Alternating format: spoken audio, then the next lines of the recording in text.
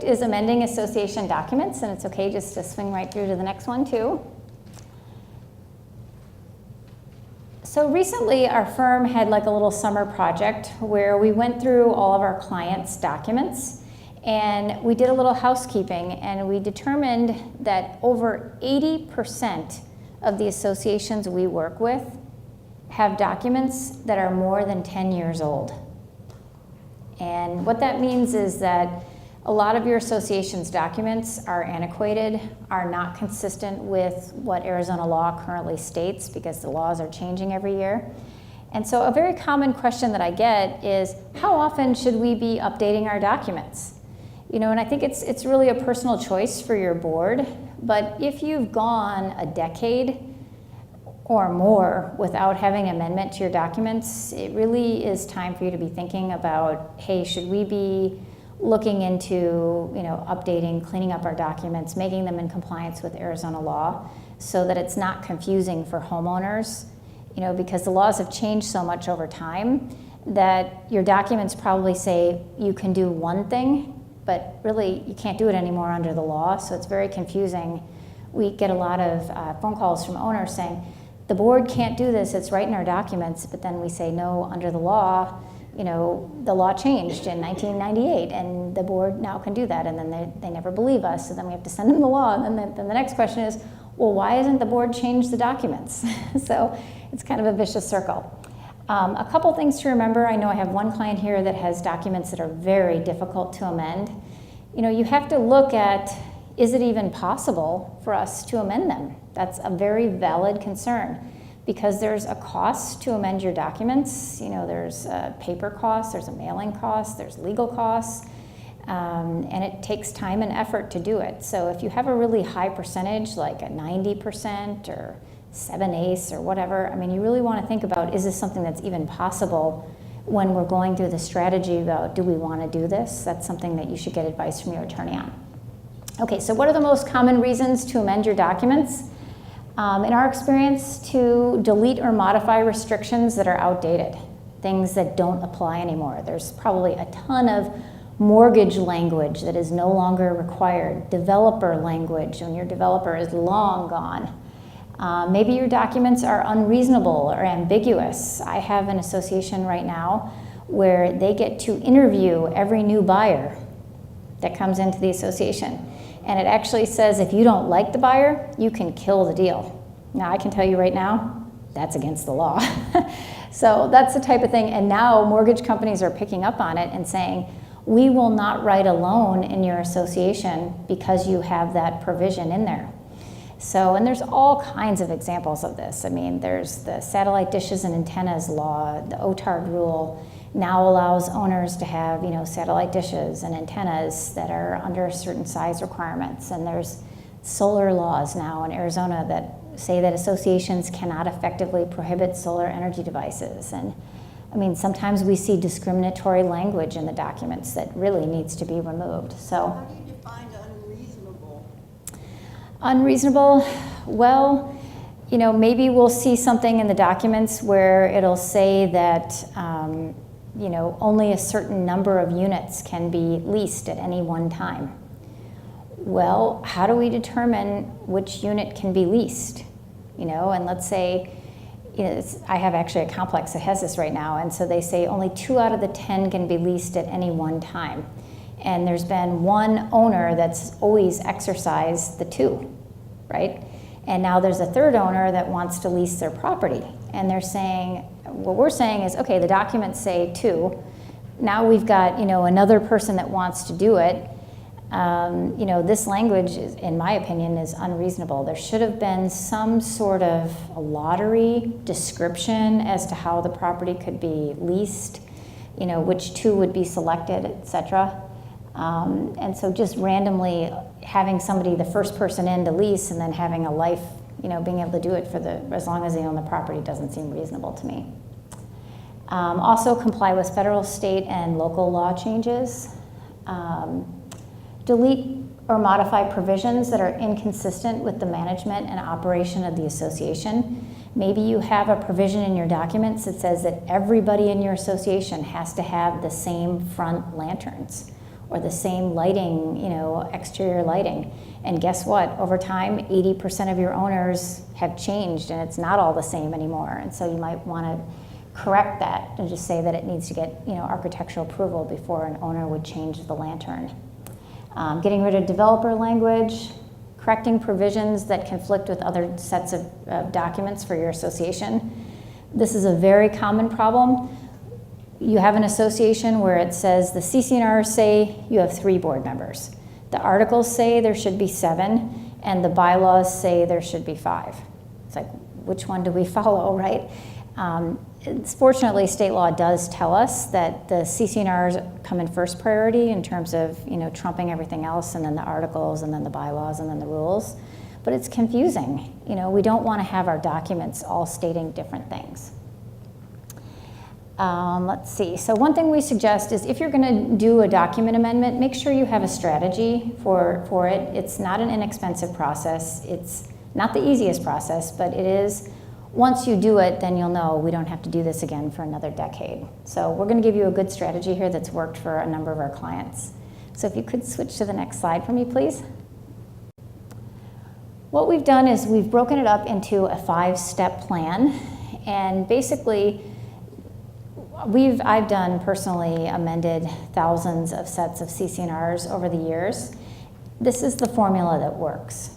If you try to skip a step, it ultimately may cause the entire process to fail. So this is really like when people give you a blueprint for success on amending your documents, this is a very, very helpful blueprint. So the first thing is figure out what's required to amend your documents. That's the first step. Typically you'll look in towards the end of each document, there's an amendment provision, and it'll say like you need 67% of the owners or 51% of the owners. Sometimes it has tricky language like 51% of the owners present at a meeting where a quorum is present, or something like that. So you really want to analyze what exactly do we need.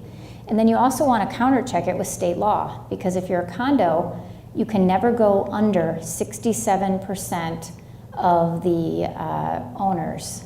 And so if you're a condo and it says 51%, state law trumps it, so you want to go by what state law says there. So get some advice from your attorney at this point. Most documents do require approval of your membership, so it's not something typically that your board can change without membership approval. Let's see, in some rare cases, the board can amend the CC&Rs, but it's really rare. Let's see, typically the rules are promulgated by the board, so you don't typically need membership approval of the rules. Make sure you're running your rules by your association legal counsel before the board approves them, because sometimes the rules, conflict with other documents, and sometimes the rules are arbitrary and discriminatory on their face. You want to be real careful you get somebody with some expertise to review them. Okay, let's go to the next step. One other thing I want to mention about when you're at step 1, there's a number of what I would call minefields. I talked a little bit about sometimes how to amend it is kind of the language that they have is a little bit unusual. Like they'll say 51% of the members at the meeting. There's also some other tricky language. Like sometimes it says in the documents that any amendments need to be acknowledged by, and then they give the percentage of owners, like acknowledged by 75% of the owners. What that means is that the signature of the owner on the ballot approving the amendment needs to be notarized. And there was actually very recently, within the past 60 days, there was a decision that was decided by the Arizona Court of Appeals that another law firm told their association, you don't really need to get those signatures notarized, even though it says that the document has to be acknowledged. The ballot had to be acknowledged, signatures of a certain percentage. And the Court of Appeals said, wait a minute, that's not right. The document says that it has to be acknowledged. It has to be acknowledged, and that means it has to be notarized. So make sure you're getting some advice on step 1. Okay, step 2. This is the easy step. Come up with the changes. The board can do it. Your attorney can do it. The board and your attorney can work together. with what the changes that you propose. The best way to do this is to redline a document and to have the existing document in the system and then redline it with the changes. And typically we go back and forth maybe once or twice with the changes. I give my comments, the board gives comments, we work together, and then we get a good document. Step 3 is the step that boards always want to skip. So at step 2, we come up with, here are the changes, it looks really pretty, we've got it in a red line document, everybody's excited. Now we want to take it to the members to vote. No, not yet. A really good strategy is don't forget step 3.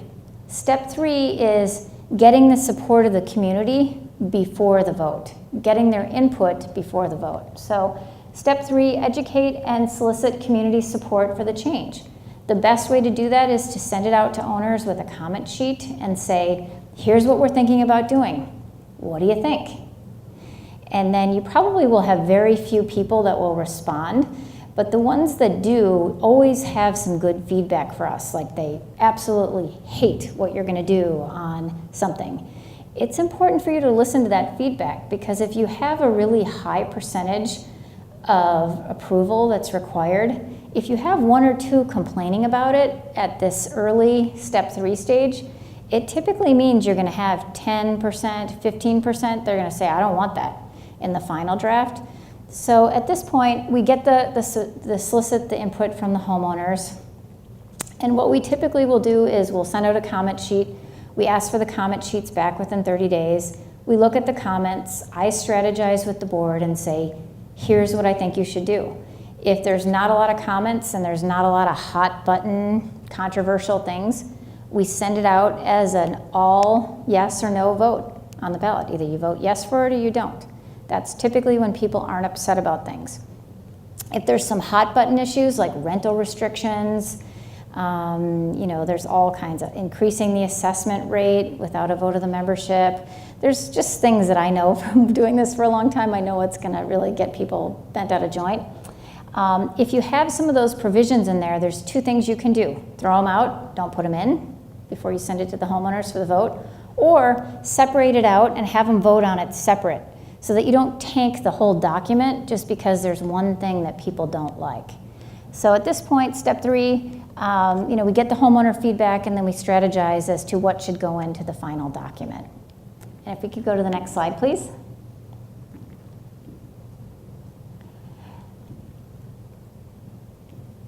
The next step is step 4, and this is actually kind of the easy step.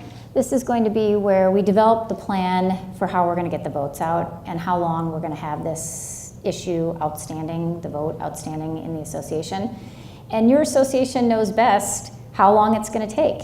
I have some associations in Sun City West that they have gotten 150 votes in a week, okay? And then I have other associations in other parts of the valley where it took us 2 years to get 150 votes. So it just depends. You know your community best. I can give you my feedback in terms of, okay, typically we like to put it out there for about 3 months, and then we can extend it if we need to.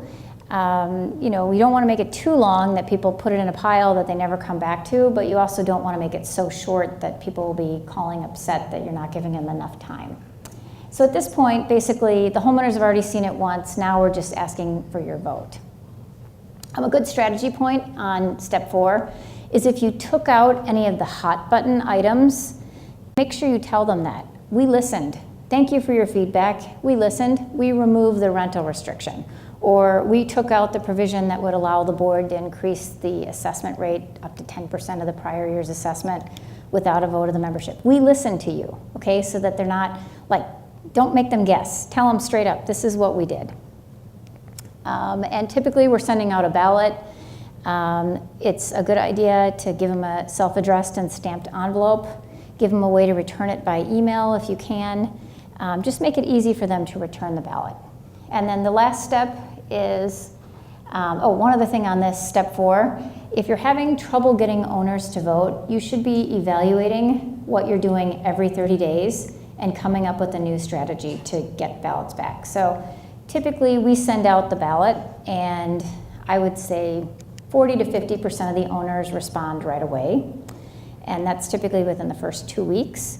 And then, maybe at the 30-day mark, we say, okay, we've got 50%, we still need to get another 25%. Let's send out a letter to those who haven't voted, reminding them, giving them another ballot. And then maybe that pushes you up to like 68%, and then maybe you got to do phone calls and knocking on doors. So every 30 days, evaluate what's working, what's not working, so that you can get the maximum participation. One thing alone typically doesn't work. Like just sending out one letter with the ballot once, that's not going to do it. Know that going in. You're probably going to have to do 2 or 3 letters, and then it's blood, sweat, and tears. It's knocking on doors, phone calls. It's not easy, especially if their ballots need to be notarized. What some of my clients have done on the notarizing is they just get the yes or no vote first, and then if it passes, if they get the 75% that they need, then they go back and they bring a notary to the property, and they have people come out and sign. And over a weekend, it's Saturday and Sunday, they park a notary at the pool, and they have people just sign the actual formal approval and have it notarized right then and there. Because who knows, they may never get the 75% if you have to have everybody notarize it on the front end. Okay, so if you have each resident, each owner has to notarize their ballot. Only if your association's documents state that the ballots or the votes of the owners need to be acknowledged. Okay. Most don't have that language. As a matter of fact, if we're doing an amendment and you have it, we take it out. Okay. But you still have to take it out, you still have to have the ballots notarized. Okay, so when do you run into cases where one resident might get, or one owner might get multiple ballots and turn around and send them all in? Does that ever become an issue? It does, but we keep, what our firm does is we do an Excel spreadsheet, and when the ballot's returned, we log it on the Excel spreadsheet. So if they've already voted once, we'll clip the secondary votes to it, just for paper trail and for good record keeping. The only time it becomes problematic is if they change their vote. Okay. Then we typically will say latest vote prevails. Okay. Okay, the last step is you get the votes that you need. Woohoo! And now we just need to finalize and record the amendment. So there's a very important time deadline. We only have 30 days from the date that the amendment is passed. So once we get that last signature that puts us over the percentage that we need, we have 30 days to get the amendment recorded under the law. And so your attorney will be, monitoring this. I've got it on the Excel spreadsheet. We know exactly when we hit that goal. And then we need the president and the secretary to sign the actual amendment. Their signatures need to be notarized, and then we record the document with the Maricopa County Recorder's Office. And then we notify the homeowners that the new amendment has been recorded. We make sure that you notify your management company that it's been recorded so that they give new buyers the right document, and you're done. So, and all of that is online. Bylaws do not need to be recorded. Articles of incorporation are filed with the Corporation Commission. They're not recorded. So really the only thing that gets recorded is the CC&Rs. The bylaws and the rules just go in the association's books and records. And the articles, if those are amended, those get filed with the Corporation Commission. Yes? If we said that the CCR is contract, do rules have to be tied in somehow to the contract?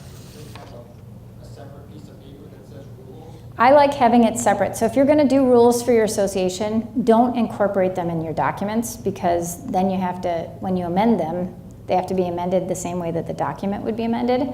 So do them as a separate document. Typically the board approves the rules. Make sure you have legal counsel review the rules to make sure that there's nothing that conflicts with other documents or that is problematic, like discriminatory language, that type of thing. Okay, if you could advance to the next slide, which is our last slide.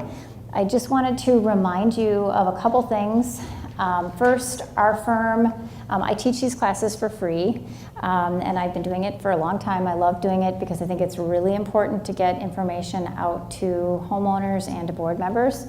We do an email blast once a month. If you want to be added to that, just email me or sign up through our website. Basically, we just give you good information regarding new laws, seminars that we're having, case law that happens, tips, that type of thing. I think we have something like 9,000 people now on our list or something crazy like that. So it's very popular. People ask for that often, so I thought I'd mention it.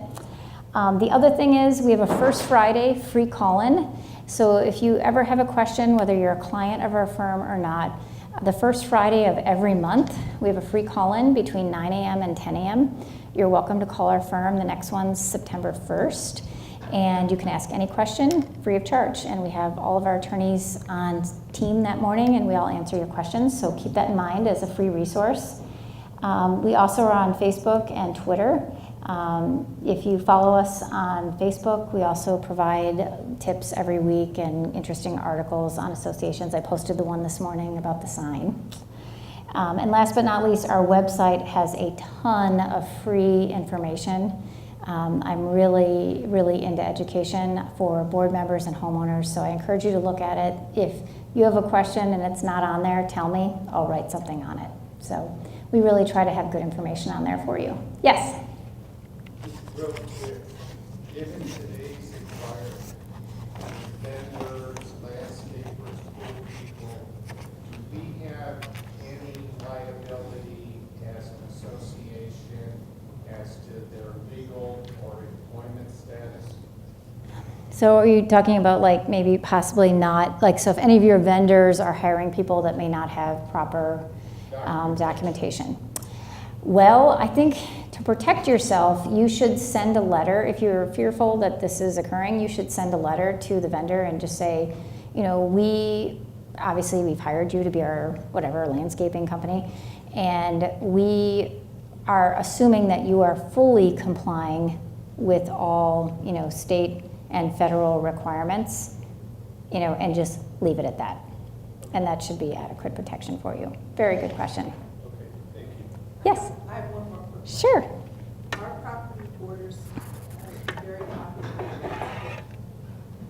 and we have a few parking places, and we've noticed that people are coming across the street and parking in those parking places. Is there liability? So if the person comes over and is not a resident, parks in the parking area, which is basically the trespassing, falls and hits their head and gets hurt, are we liable for their? Well, there are different standards of care based upon whether someone's an owner, whether they're a visitor, whether they're a trespasser. I mean, I guess the short answer would be that the association carries premises liability insurance. And if somebody does have an accident on your common areas, you know, our standard of care and the condition of the property will be evaluated. A claim will likely be made on the association's insurance, regardless, whether they're a trespasser, whether they're an owner, whether they're a visitor, whether they're authorized to be there or not authorized to be there. I mean, that's why we carry premises liability insurance. But you should be posting no trespassing signs if you feel that there are people that are parking in violation on your property. And, you know, I know that you guys have pretty active parking and towing policies within your association. You should be looking to your documents to deal with those cars that are not properly parked in your neighborhood. And by posting signs that the vehicles will be towed, that should basically eliminate the problem right there. Okay? Yes? Right, at this point in time, there's no posting everything on the internet isn't considered. I mean, like you said, for meetings and stuff. It's valid. Yep. Oh, it is? Yeah, oh yeah. Oh, okay. Most of our clients are posting on web pages for the association. Some are doing it on Nextdoor. Okay. Some are doing emails to owners to let them know when the meetings are. You know, I think that most people are trying to do it in a way that they don't have to spend any money in terms of postage to mail it. So I don't think I have any clients right now that are mailing the notices unless it's the annual meeting notice, which must be mailed, and special meetings of the membership, which must be mailed. Oh, they do? Yes, you do. Under the law, annual meeting notices must be mailed to the owners at their No, I knew address. that one. I just didn't know about special meetings. Special meetings of the owners, like a removal meeting, you know, if there's a meeting to remove the board, it doesn't happen very often, but you still need to follow the same formalities. Yes, did you have a question? Yes, yes. If I told you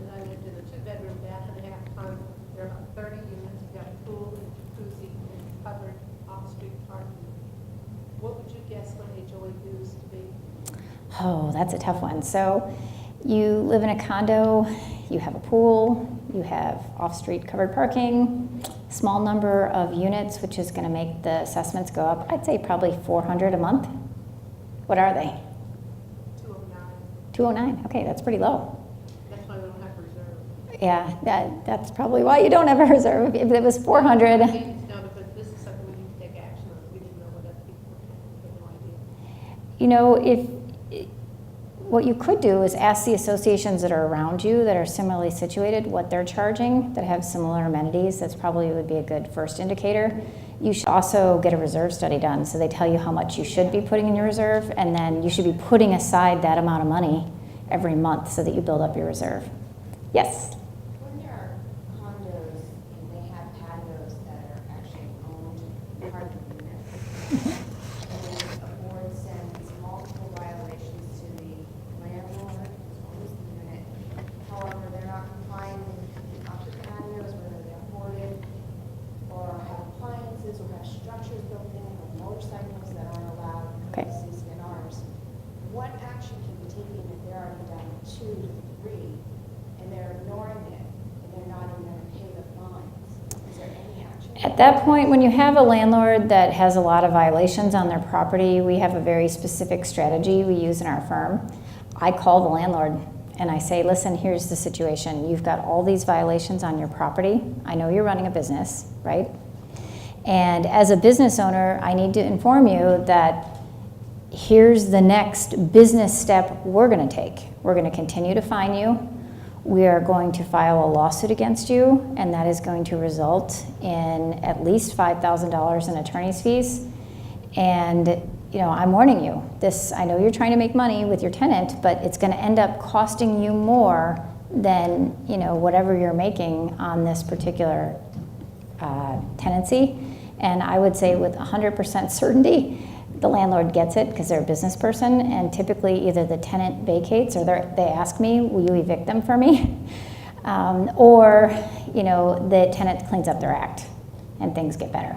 That's the best strategy. If you can't get it through compliance, voluntary compliance, and the fines that the board's levying aren't going anywhere, get the attorney to call. And is that still the same case if it's Section 8? Yes, actually it's better. If it's Section 8, better. Because you can call the Section 8 office and they will get rid of that tenant for you. You call the Section 8 tenant and they are way more strict than anybody. If there's any problem with that Section 8 tenant, that tenant's evicted. Yeah, just document everything, tell the landlord if you don't get rid of them, we're gonna find you all this. You don't get rid of them. Okay, thank you everybody for coming. One more question and then I have to run because I have one of my kids has a spelling test tomorrow and he needs to do better than he did last week. This is really, you said something about some laws that changed in the CCNRs. The CCNRs say that you can't pay out, like sober dishes and, Well, just over the years, there have been a number of laws. Look at the top 10 cheat sheet that I gave you that summarizes a lot of them. Or you're welcome if your association, wants us to take a quick spin for free through your documents, and I can tell you, okay, these are the things that I think are problematic in a 5-minute phone call. laws that have changed on that now too. Oh yes, there every year for the past 20 years, there have been multiple laws every single year. Okay? Start by looking at our website. We document all the laws on there. Okay, thanks everybody for coming. Have a nice evening. Thank you.